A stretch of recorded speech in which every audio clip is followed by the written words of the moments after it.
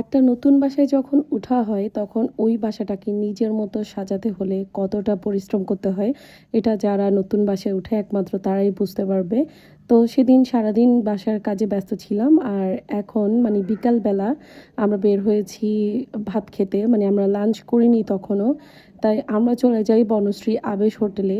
এই হোটেলের খাবারগুলো খেতে খেতে আমার এই হোটেল ছাড়া অন্য হোটেলে খেতে ইচ্ছা করে না। আর বিভিন্ন রকমের ভাত ভর্তা, পাশাপাশি বিভিন্ন রকমের ডেজার্ট আমার খুবই ভালো লাগছিল।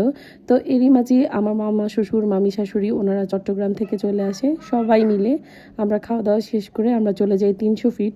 300 ফিটে মূলত গিয়েছি হাঁস খেতে। তো এখানে দাঁড়িয়ে কিছুক্ষণ ফটো সেশন করলাম, বিভিন্ন রকমের ভিডিও ক্লিপ নিলাম এবং আমরা একপাশে দাঁড়িয়ে ফুচকাও খেলাম। ইদানিং ঢাকায় আসলে 300 ফিট যাওয়াই হয়, অন্যরকম ভালো লাগার মতো একটা জায়গা।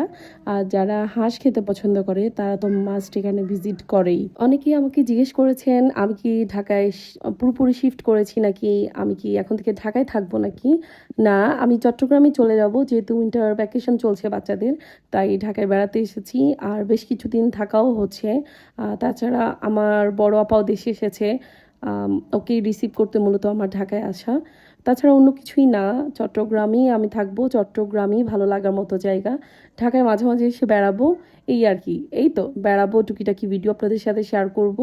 এত কনফিউজড হওয়ার কিছু নাই যে ঢাকায় সেটেল হচ্ছি নাকি, যদি কখনো কোথাও গিয়ে একেবারে থেকে যাই নিশ্চয়ই, যেহেতু ভিডিও আপনাদের সাথে শেয়ার করি আপনাদের সাথে অবশ্যই শেয়ার করব।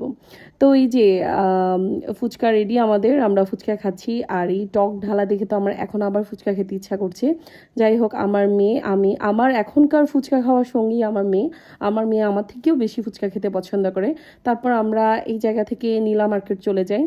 আর নীলা মার্কেট মূলত হাঁস খেতেই গিয়েছি, কিন্তু এই মাছ কাঁকড়া এগুলো দেখে লোভ লাগছিল। বলতে গেলে পূর্বাচলের নীলা মার্কেট বাহারি খাবারের সমারোহ। ঢাকার মানুষের ভিড়ে আর বিশাল বিশাল অট্টালিকার মাঝে এরকম একটা গ্রামীণ পরিবেশ ঢাকার মানুষের জন্য খুবই প্রয়োজন ছিল। আর আমার তো আসলেই বেশ ভালো লাগে, যতবারই আসি ছুটে চলে যাই এই 300 ফিট। নীলা মার্কেটের আরেকটি জনপ্রিয় খাবার হচ্ছে মিষ্টি, স্পঞ্জ মিষ্টি, ছানা মিষ্টি, জিলাপি, বালিশ মিষ্টি, সন্দেশ, দই খুবই জনপ্রিয়। তবে আমাদের প্রধান আকর্ষণ হচ্ছে হাঁস আর চাপটি। পাশাপাশি গতবার আমি এখানে যখন এসেছি তখন আমি কাঁকড়া ফ্রাই খেয়েছি, সেটা আমার কাছে অসম্ভব মজা লেগেছে। এরই পাশে বাচ্চাদেরকে আনন্দ দেওয়ার মতো বিভিন্ন রকমের অ্যাক্টিভিটিস আছে, যেটাতে আমিও উঠে পড়লাম। শুধু শুধু বাচ্চারা এনজয় করবে আর আমি দাঁড়িয়ে দাঁড়িয়ে দেখবো, তা তো হতে পারে না।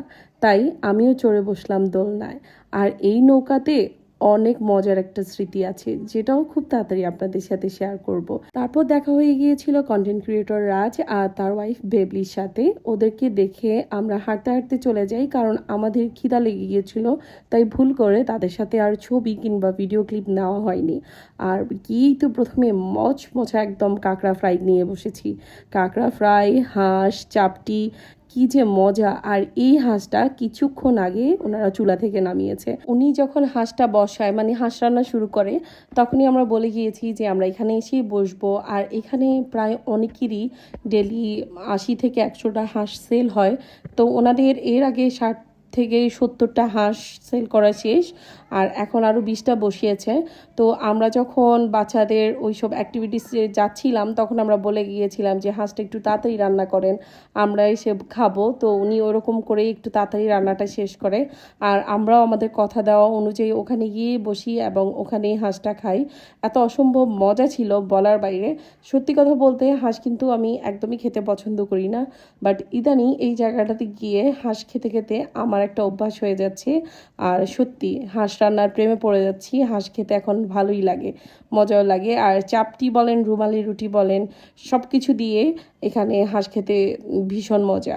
আমার মতো কে কে 300 ফিটে গিয়ে হাঁস খেতে পছন্দ করেন বা গিয়েছেন আমাকে অবশ্যই কমেন্টসে জানাবেন আপনাদের কাছে কেমন লেগেছে। আর এখানে এখন আমরা রুমালি রুটি বানানোর প্রসেসিংটা দেখব।